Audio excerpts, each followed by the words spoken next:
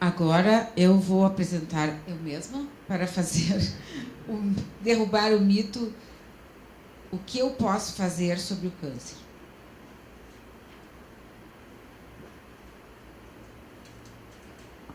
O mito é não há nada a fazer contra o câncer. E isso é um mito imobilizador. A pessoa não se acha comprometida com isso. Ela acha que aconteceu, que às vezes é um castigo, que às vezes é Deus que quis e que não há nada que eu possa fazer. Então eu acho esse um mito muito triste, porque as pessoas se mobilizam e não procuram ajuda. Quando elas não têm câncer, elas também não pensam nisso. Talvez só o fato de ter alguém na família, ou quando ela mesma passa pela experiência de ter câncer, que ela pensa nesse assunto. E isso que há pouco o Dr. Segala falou, que isso tem que estar muito mais no nosso dia a dia. E já houve muito progresso nesse sentido, né? Antes era aquela doença, e agora a gente já fala no câncer. Uma criança, eu sempre gosto de ver assim, quando uma mãezinha passa pelo histórico de câncer e ela chega em casa, e o que eu vou falar para o meu filho? E ela diz, eu estou com um problema na mama. A criança pergunta, é câncer? Porque o preconceito está diminuindo nas idades menores. A questão ainda é nas mulheres de risco, ou nas pessoas de risco, e eu diria acima dos 40. Existe uma verdade que, para derrubar esse mito, a gente pode fazer muito em nível individual. O doutor Caponeiro já comentou na palestra dele que dá para fazer muito em cuidar alguns fatores de risco.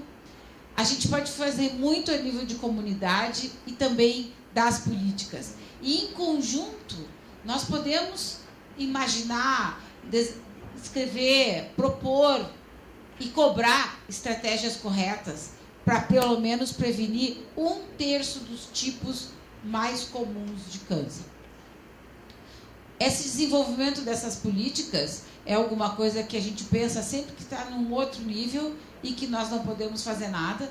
Nós, dentro da FEMAMA, através das associadas, já sabemos que não é verdade. Nós temos que sentar na mesa, através dos conselhos municipais de saúde, através dos comitês propostos até pelo próprio governo. Nós temos que sentar na mesa de negociação e de propostas para que a gente consiga algum impacto nesse nível de conscientização de todos, porque às vezes a gente vê quando vai fazer audiências públicas, nós tivemos oportunidades de estar em Brasília e os próprios parlamentares não sabem do que a gente está falando.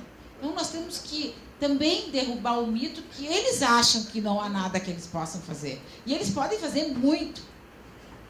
Cada pessoa pode adotar estilos de vida saudável para mudar o comportamento. Só que existem aquelas pessoas que dizem, eu não vou me importar com isso. Olha lá, aquela amiga que eu tenho, ela não fumava, ela não bebia, ela não comia carne, era uma santa e teve câncer. Também, isso é alguma coisa que atrapalha a gente.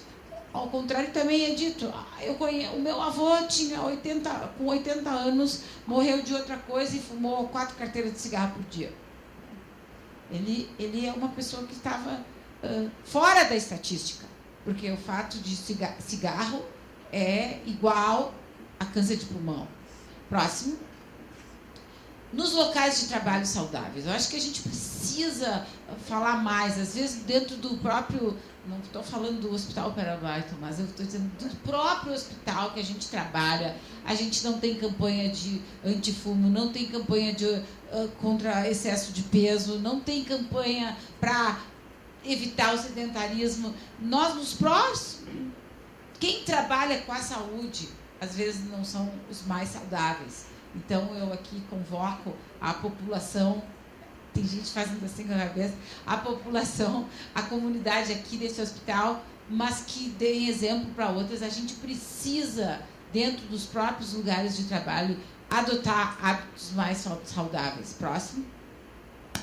Reduzir o risco de câncer que está relacionado com as infecções.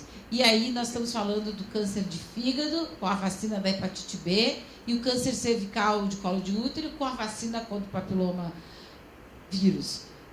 Isso parece uma bobagem, né? Mas se existisse uma vacina contra câncer de mama, eu duvido que 100% das mulheres não se voluntariavam para fazê-la.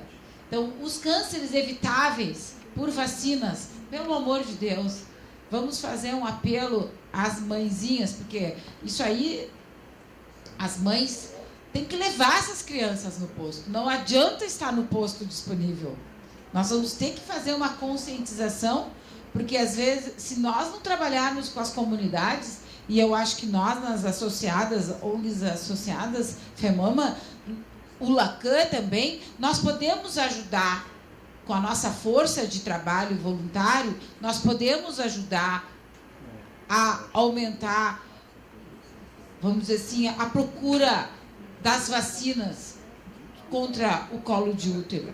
Porque não existe forças assim como essa de voluntariado, como existe no colo de útero, como existe na mama. E nós, dentro das nossas ONGs, a proposta é que a gente empreste a nossa força voluntária para a vacina de colo de útero. Próximo. A união de forças, aqui é exatamente isso. O câncer já não é mais um problema só do âmbito da saúde. Ele é um problema social, é um problema político, é um problema do Ministério da Educação, é um problema do Ministério da Justiça, é um problema do Ministério do Trabalho e um problema do Ministério das Finanças. Porque não adianta nada fazer lei, se não tem um orçamento para ser investido nisso. Então, essa intersetorialidade e essa estratégia que a gente chama de uma estratégia diagonal, que não é só um ministério, não é só uma secretaria, nós precisamos fazer com que o câncer seja muito mais intersetorial, como já ele é transdisciplinar, multiprofissional, ele tem que ser também intersetorial. Próximo. Para trazer alguns números para mostrar que nós precisamos fazer alguma coisa, para derrubar o mito não há nada a fazer, nós precisamos conhecer os números. E a obesidade no Brasil já é um problema de saúde pública. E nós temos uma população crescente que se mostra acima do peso. De 42,7% em 2006, em 5 anos já passou para 48,5%. Nunca se falou tanto nisso e continua crescendo.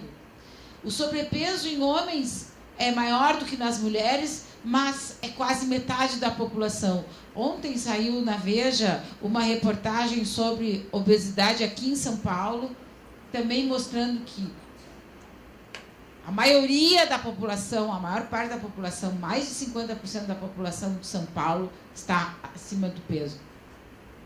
O excesso de peso, tanto no homem quanto em mulher, ele dependente da idade, e ele vai aumentando, chegando nas faixas etárias de 34 e 65 anos a 63% dos homens e a 56% das mulheres acima de 45 anos com excesso de peso. Próximo. Os principais responsáveis, mais de 1/3 da população come excesso de carne vermelha com gordura, 57% bebe leite integral regularmente, ainda achando que tem tanto cálcio, tem tantas... É melhor tomar o leite integral do que o outro. Na verdade, o que tu está tomando é a gordura do leite, porque o outro tem as mesmas... os menos e o desnatado tem as mesmas propriedades do leite, sem a gordura. Ah, mas não é bom. Como assim? A gente só fosse fazer o que é bom, olha... 30% dos brasileiros consomem 5 vezes por semana refrigerantes. Eu acho que é 5 vezes por dia, né? Eu acho que aí, eu quando li isso, eu não gostei. 5 vezes por semana, 30% tomam refrigerante. Apenas 20% ingerem a quantidade de frutas e hortaliças recomendadas. Acho que também a gente tinha que fazer uma campanha para baixar o preço da hortaliça e da fruta, né? Porque é impossível a gente estar falando 4 verduras no dia, 4 frutas no dia, pelo preço que isso está. Então não adianta, nós precisamos de incentivo aos produtores para a gente conseguir.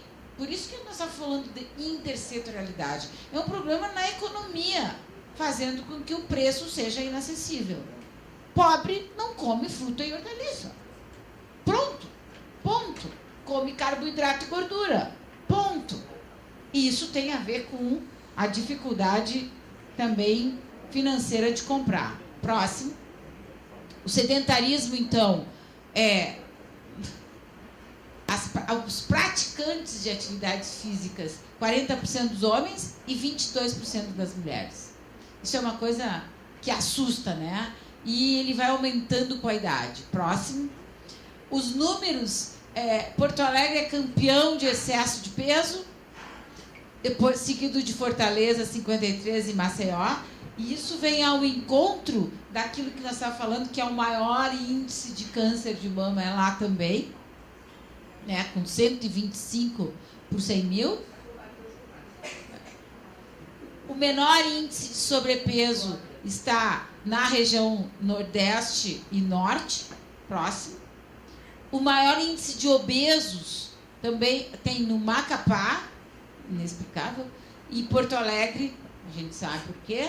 E o menor índice de obesos, Palmas, Teresina e São Luís. Próximo. Agora, falando só um minutinho para terminar, do tabagismo, a gente está vendo que as causas atribuíveis ao tabagismo, 82% dos cânceres de pulmão são atribuíveis ao tabagismo. Isso é impressionante.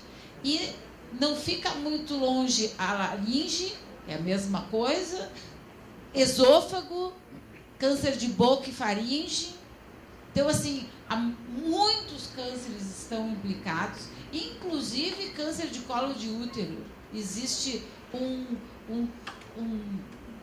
uma percentagem de 13% atribuível ao tabagismo como causa de câncer de colo de útero.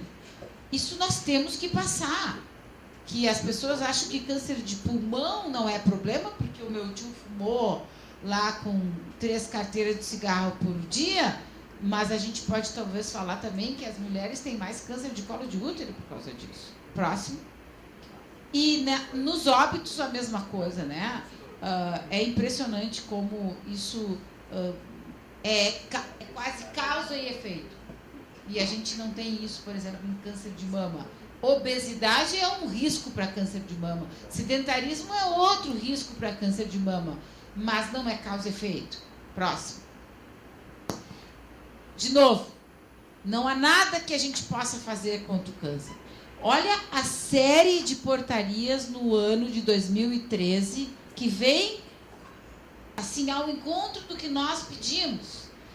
A portaria de 19 de fevereiro de 2013, doenças crônicas no âmbito do Sistema Único de Saúde. Então, é uma portaria só sobre as DCNTs, que se chama DCNTs, diabetes, hipertensão, doença cardiovascular, câncer e doenças pulmonares. Existe uma portaria redefinindo as diretrizes para prevenção e tratamento de sobrepeso e obesidade. Outra portaria, 19 de março, regulando normas técnicas para o serviço de assistência de alta complexidade ao indivíduo com obesidade. Portaria 874, de 16 de maio, Política Nacional para a Prevenção e Controle do Câncer. Portaria 571, 5 de abril, atualiza as diretrizes de cuidado à pessoa tabagista no âmbito da rede de atenção à saúde de pessoas com doenças crônicas do Sistema Único de Saúde. Portaria de 18 de novembro, incorpora a vacina. As portarias estão lá. Então, isso para nós, militantes e defensores da causa do câncer, esse é um apelo que eu faço a todos que estão nos ouvindo. Nós temos que ter essas portarias, isso tem que sair do papel. Nós temos o sinal do governo, o sinal do Ministério da Saúde dizendo que ele está nos ouvindo, eles estão nos dizendo que as coisas estão regulamentadas, tem diretrizes, existem as políticas nacionais, mas aonde aqui não está chegando é para o cidadão, é na comunidade. Então, o que está acontecendo? É falta de investimento, é falta de comprometimento dos secretários estaduais, dos secretários municipais. O que está acontecendo? É a comunidade que não vai? Acho que essa é uma análise que nós precisamos ter, porque a gente vê o índice de morte subindo, a gente vê aumentando o sobrepeso, aumentando o sedentarismo, os fatores de risco aumentando, ao contrário do que a gente poderia falar. Então, nesse seminário de derrubar os mitos, principalmente o que nós queremos deixar enfatizado é que o conhecimento é muito importante para que a gente consiga mudar esse nível de descontrole que algumas doenças estão chegando até dentro das nossas casas. E talvez o indivíduo não esteja fazendo o seu papel. Próximo.